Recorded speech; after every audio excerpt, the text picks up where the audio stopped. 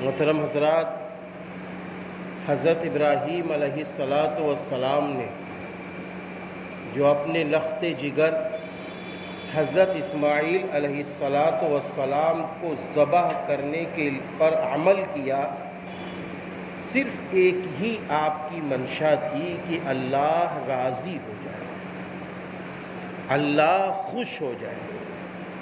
حضرت اسماعیل علیہ السلام اس لیے راضی ہوئے کہ اللہ خوش ہو جائے، جبکہ حضرت ابراہیم علیہ السلام کی عمر شریف تقریباً 80 سال سے بھی زیادہ تھی، اور حضرت اسماعیل علیہ السلام کی عمر اس وقت تقریباً 12 اور 13 سال کی تھی۔ اب آپ بتائیے، دونوں سمجھدار ہیں اور دونوں کی منشا یہ تھی کہ اللہ راضی ہو جائے، دونوں کے دل میں اللہ کا ڈر ہے، اللہ کا خوف ہے۔ میرے اللہ کا فرمان ہے بیٹے کو ذبح کرو، میں ذبح کروں گا۔ بیٹے نے سنا کہ ہاں اللہ نے فرمایا ہے تو میں بھی تیار ہوں، بیٹا فرمانے لگا، جس کو اللہ تعالیٰ نے قرآن میں فرمایا یا بنیا انی ارا فی المنام انی اذبحک فانظر ماذا تری۔ حضرت ابراہیم علیہ السلام نے فرمایا تھا، میرے ببوے، میرے دلارے، میرے منع، میں نے خواب میں دیکھا ہے میں تمہیں ذبح کر رہا ہوں، بتا تیری رائے کیا ہے؟ بیٹے نے فرمایا قال یا ابت افعل ما تؤمر، اے ابا وہ کام کر گزریے جس کام کا اللہ نے حکم دیا ہے۔ تو پتہ چلا کہ باپ اور بیٹے اللہ کو راضی کرنے کے لیے یہ عمل کر رہے ہیں۔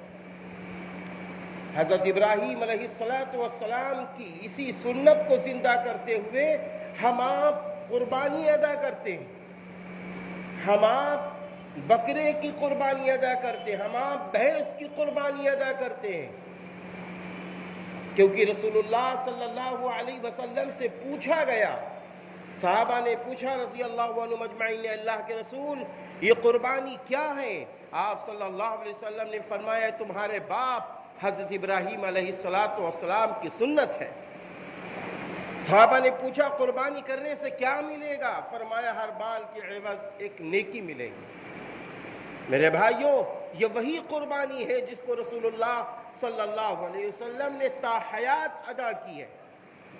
ایک قربانی آپ اپنی جانب سے فرماتے ہیں، دوسری قربانی آپ صلی اللہ علیہ وسلم نے تمام امت مسلمہ کے ان لوگوں کے لیے جو صاحب نصاب نہیں ہے، تمام امت مسلمہ کے لوگوں کے نام حضور صلی اللہ علیہ وسلم دوسری قربانی ادا فرماتے ہیں۔ اس لیے میرے بھائیوں، یہ قربانی کیا ہے؟ حضرت ابراہیم علیہ السلام کی سنت ہے۔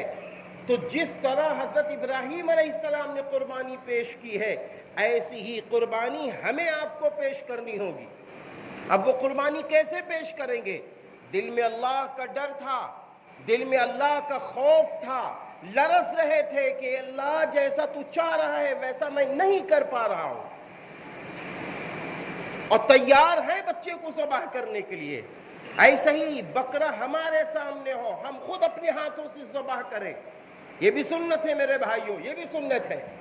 اور جب قربانی دے رہے ہو، ذبح کر رہے ہو، تو میرے بھائیوں اس وقت ہمارا دل لرز رہا ہو، ایک طرف ہم بکرے کی گردن پر چھری چلا رہے ہو تو یہ ظاہری قربانی ہے، اور باطنی قربانی یہ ہے کہ ہمارا دل بول رہا ہو اے اللہ ہم آج سے غرور سے پاک ہو جائیں گے، کبر سے پاک ہو جائیں گے، اے اللہ جن کی نفرتیں میرے دلوں میں تھی ہم نے سب کو معاف کر دیا، اے اللہ آج سے اگر ہم حرام کی طرف تھے تو حلال کاموں کی طرف بڑھ جائیں گے، اگر ہم نے اپنے ماں باپ کو ستایا ہے اے اللہ ان سے معافی مانگنے والے بن جائیں گے، اے اللہ عبادتوں کی طرف آگے بڑھیں گے، تیرے حکم پر چلیں گے اور تیری باتوں پر عمل کریں گے۔ یہ اندر کی قربانی ہے، یہ ہے قربانی۔ اے اللہ غربا سے محبت کریں گے، اے اللہ یتیموں سے محبت کریں گے، اے اللہ اپنے پڑوسیوں سے محبت کریں گے، اے اللہ سود سے بچیں گے، رشوت سے بچیں گے، اے اللہ تیری نافرمانی سے بچیں گے۔ یہ ہے قربانی میرے بھائیوں، کیونکہ اللہ تعالیٰ نے قرآن میں کیا فرمایا؟ لن ينال اللہ لحومها ولا دماؤها ولكن يناله التقوى منکم، ہرگز ہرگز تمہارا یہ خون و گوشت اللہ کے وہ نہیں پہنچتا، تمہارے دلوں کا تقوی پہنچتا ہے، تم نے فیصلے کیا کیے ہیں وہ اللہ کے وہاں پہنچ رہا ہے۔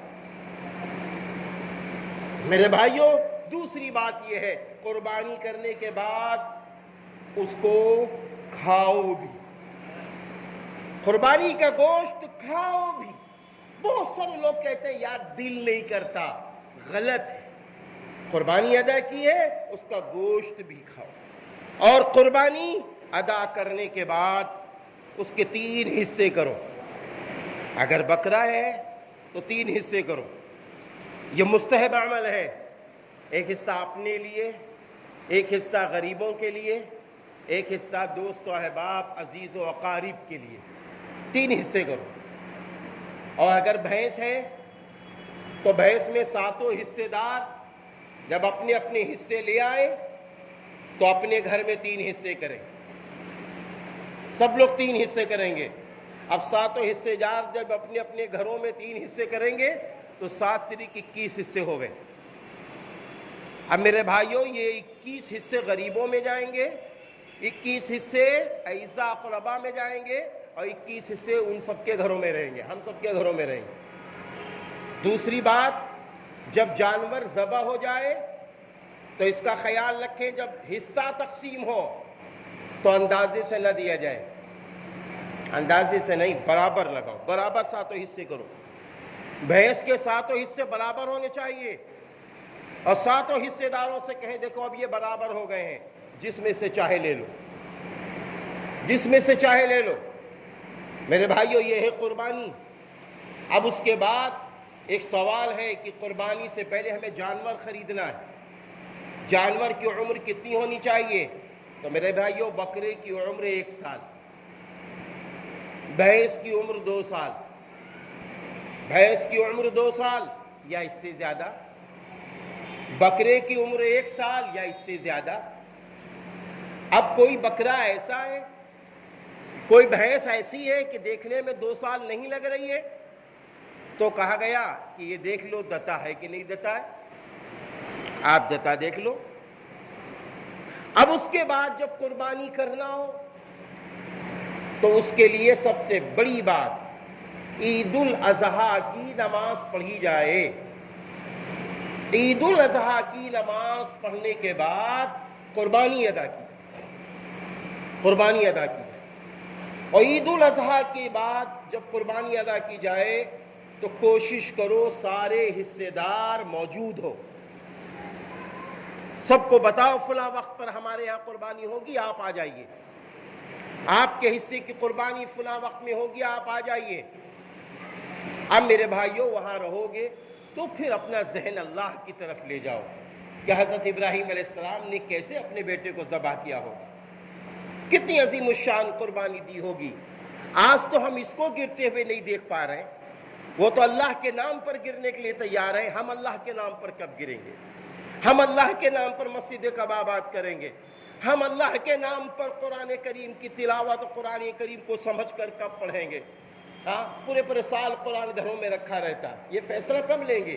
یہ فیصلہ ہم کو لینا ہوگا، یہ فیصلہ ہم کو لینا ہوگا۔ اور دوسری بات یہ ہے کہ 9 ذی الحجہ کی فجر کی نماز سے لے کر 13 ذی الحجہ کی عصر کی نماز تک ایام تشریق ہے۔ ایام تشریق یعنی اللہ کی بڑائی بیان کرنا، عربی میں وہ کیا ہے؟ اللہ اکبر، اللہ اکبر، لا الہ الا اللہ، واللہ اکبر، اللہ اکبر، وللہ الحمد۔ امام اور مقتدی دونوں حضرات بآواز بلند پڑھیں گے۔ کبھی کبھی ایسا ہوتا ہے کہ امام صاحب بھول گئے تو پیچھے کے مقتدی پڑھنا شروع کر دیں زور زور سے، اور عورتیں پڑھیں گی وہ آہستہ پڑھیں گی۔ اسی طرح اگر کسی کی نماز جماعت سے ملی ایک رکعت، دو رکعت، تین رکعت، چار رکعت چھوٹ گئیں اور وہ تشہد میں آیا، تو جب وہ اپنی نماز پوری کر لے گا تو اس کے بعد اس کو بھی یہ کلمہ پڑھنا ضروری ہے، وہ بھی زور سے پڑھے۔ اگر اللہ نہ کرے پوری نماز قضا ہو گئی کسی مجبوری کی بنیاد پر، تب بھی وہ اپنی نماز پڑھنے کے بعد ایام تشریق کے وہ جملے پڑھے گا، چاہے وہ نماز گھر میں پڑھ رہا ہو، چاہے نماز مسجد میں پڑھ رہا ہو۔ میرے بھائی